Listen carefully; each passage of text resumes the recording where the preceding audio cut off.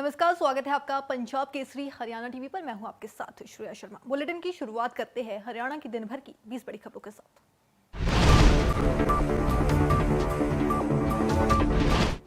हरियाणा में निजी क्षेत्र की नौकरियों में प्रदेश के युवाओं के लिए रोजगार का रास्ता साफ हो गया है। राज्यपाल ने सरकार के 75% आरक्षण के बिल को मंजूरी दे दी है। मुख्यमंत्री मनोहर लाल ने प्रेस कॉन्फ्रेंस कर जानकारी देते हुए कहा कि इसका लाभ प्रदेश के युवाओं को खूब मिलेगा। शाम 6 बजे तक इसकी नोटिफिकेशन भी कर दी जाएगी।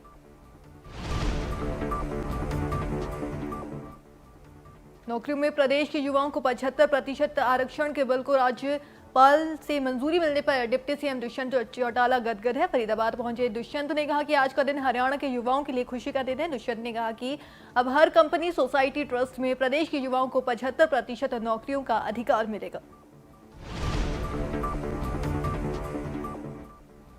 हरियाणा के डीजीपी मनोज यादव को गृह मंत्रालय ने 1 साल के लिए एक्सटेंशन दे दी है।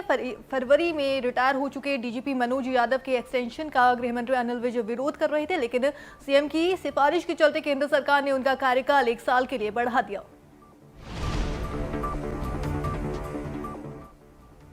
सतरूल खाप द्वारा 100 रुपए लीटर दूध दिए जाने के फैसले को सीएम ने फरमान बताया है। प्रेस कॉन्फ्रेंस करते हुए सीएम ने कहा कि दूध को लेकर फरमान जारी करना सही नहीं है, इससे कुछ किसानों का नुकसान हो जाता है। सीएम ने आंदोलन के लिए सड़क बंद करने को गलत बताया है।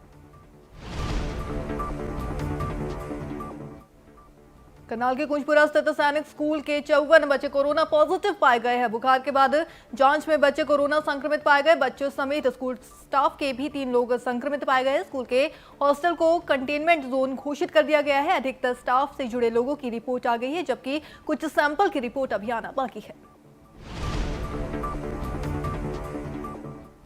कोरोना संक्रमण के बढ़ रहे मामलों को लेकर मुख्यमंत्री मनोहर लाल ने चिंता जताई है। सीएम ने अधिकारियों को कोविड नियम तोड़ने वालों के खिलाफ सख्त कार्रवाई करने के निर्देश दिए हैं। सीएम ने कहा कि कोरोना के मामले तेजी से बढ़ रहे हैं। सार्वजनिक जगहों पर मास्क और सोशल डिस्टेंसिंग की पालना होनी चाहिए।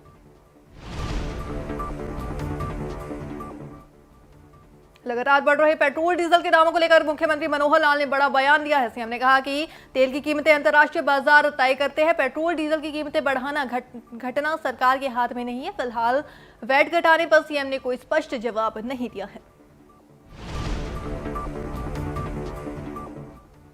कैथल पहुंचे कांग्रेस नेता कृष्णमूर्ति हुड्डा ने जम्मू में हुए कांग्रेस की जीते इस नेताओं को पार्टी के गद्दार बताया है। हुड्डा ने कहा कि ये गुमराह तेज है जो इसमें शामिल है, वो कभी भी कांग्रेस का भला नहीं चाहते। कृष्णमूर्ति ने आलाकमान से कार्रवाई की मांग करते हुए मोदी की तारीफ करने वालों को पार्टी से बाहर निकालने की भी मांग की है।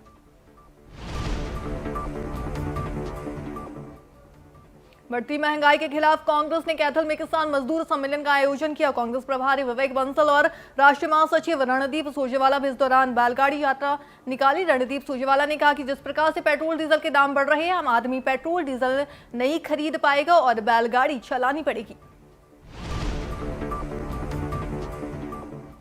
होडल के नगला असनापुर गांव में दुष्कर्म के एक आरोपी को पकड़ने गई पुलिस की टीम पर गांव वालों ने हमला कर दिया। इस मामले में 5 पुलिसकर्मी घायल हुए, जिन्हें अस्पताल में भर्ती करवाया गया है। गांव के एक युवक पर नाबालिग लड़की से दुष्कर्म करने का आरोप है। फिलहाल पुलिस हमला करने वालों की तलाश कर रही है।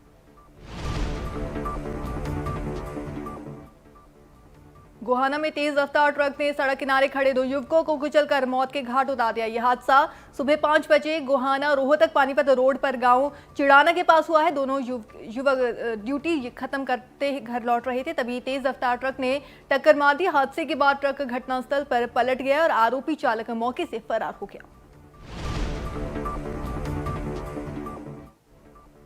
महम से निर्दलीय विधायक बलराज कुंडू के घर इनकम टैक्स की रेड से खाप पंचायतों ने नाराजगी जताई है। खापों ने सरकार पर इनकम टैक्स डिपार्टमेंट के माध्यम से परेशान करने का आरोप लगाया और ऐलान किया कि सरकार की इस तरह की हरकत जारी रही तो पूरे हरियाणा की खापें सरकार के खिलाफ प्रदर्शन करने के लिए मजबूर हो जाएगी। पानीपत में बीते 15 फरवरी को झगड़े में बीच बचाव करते हुए एक युवक की जान चली गई। परिजनों ने 10 आरोपियों के खिलाफ मामला दर्ज करवाया, लेकिन पुलिस ने सिर्फ 2 आरोपियों को गिरफ्तार किया। पुलिस की कार्रवाई से असंतुष्ट परिजनों ने मंगलवार को एसपी से न्याय की गुहार लगाई। वहीं एसपी ने भी मृतक के परिवार वालों को जांच कर कार्रवाई करने का आश्वासन दिया।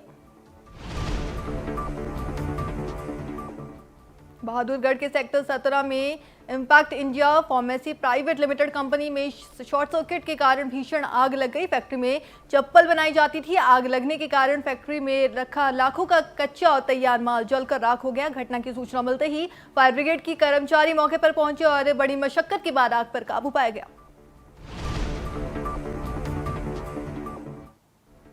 सिंह बॉर्डर पर तेज रफ्तार कार की चपेट में आने से एक किसान की मौत हो गई। मृतक किसान जीर सिंह पंजाब के मोगा का रहने वाला था। हादसा राय के एक होटल के सामने हुआ है। हादसे की सूचना मिलते ही पुलिस मौके पर पहुंची। फिलहाल शव को पोस्टमार्टम के लिए सोनीपत सिविल अस्पताल में रखवा दिया गया है और मामले की जांच जारी है।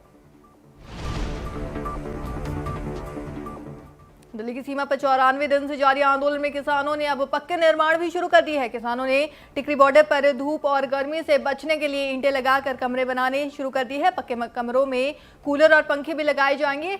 हुडक खाप के किसानों ने कहा कि जब तक कानून वापस नहीं होते तब तक ये घर नहीं जाएंगे। गोहाना के मेन बाजार में बदमाशों ने बीजेपी नेता के भाई पर जानलेवा हमला कर दिया। भाजपा नेता के भाई पर आधा दर्जन से ज्यादा बदमाशों ने बेल्ट और लोहे की रॉड से हमला कर दिया। हमले की पूरी वारदात पास में लगी सीसीटीवी कैमरे में कैद हो गई है। पुलिस ने सीसीटीवी के आधार पर मामला दर्ज कर धरपकड़ शुरू कर दी है।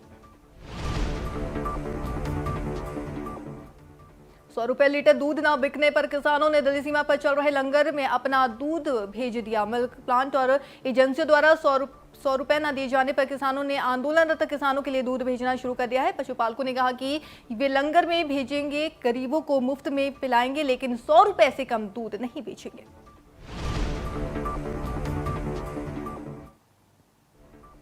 गंधर्व विवाह करने के बाद एक महिला ने अपने ही पति को रेप केस में फंसा दिया। पीड़ित पति ने का आरोप है कि उसकी पत्नी से उससे 15 लाख रुपए की मांग की है। रुपए न देने पर आरोपी महिला ने उसे रेप केस में फंसा दिया। 7 महीने जेल में रहने के बाद जमानत पर बाहर आए युवक ने पुलिस से इंसाफ की गुहार लगाई है।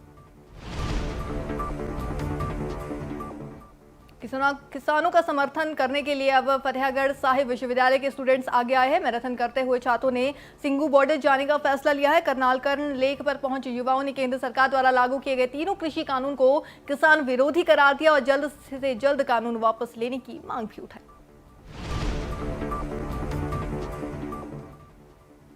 तो फिलहाल आज के हमारे इस बुलेटिन में इतना ही। हम कल फिर हाजिर होंगे। अगर आप हमारा ये बुलेटिन यूट्यूब पर देख रहे हैं तो आप हमारे चैनल पंजाब केसरी हरियाणा को सब्सक्राइब कर बेल आइकन प्रेस करना ना भूलें। और अगर आप हमारा ये बुलेटिन फेसबुक पर देख रहे हैं तो आप हमारे पेज पंजाब केसरी हरियाणा को लाइक, फॉलो और शेयर जरूर करें। नमस्कार।